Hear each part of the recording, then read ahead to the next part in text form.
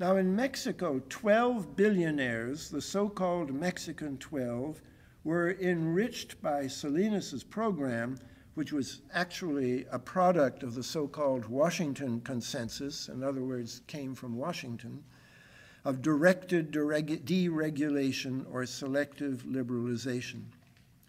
This lack of controls over capital movements, another feature of the liberalization pushed by the Washington Consensus, was a major factor in the impoverishment of the majority.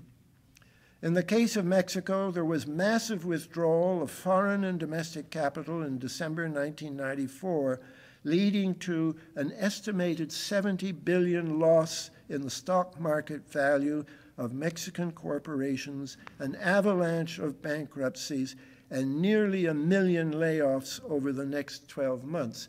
Do you recognize that that's exactly what we're seeing happen here now? And one of the underreported aspects of it is the withdrawal of foreign capital. But the case I know most about is Saudi Arabia, but I'm sure it's not the only country.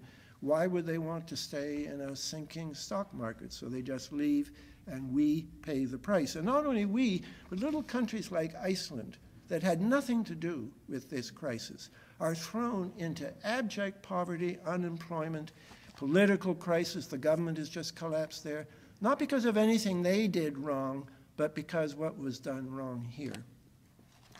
Now, as a former diplomat with experience at the UN, I personally believe that in due time, we will see that movements of international capital need to be regulated internationally, even if this prevents American billionaires like George Soros from enriching themselves by speculating against other nations' currencies.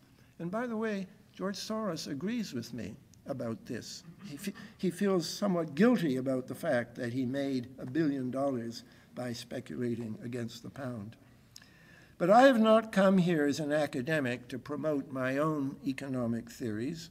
Rather, I am hoping to encourage a movement that aimed at reducing income, wealth, and disparity in this country by applying this criterion to future bailout legislation.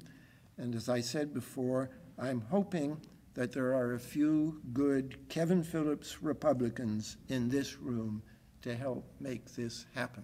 Thank you very much.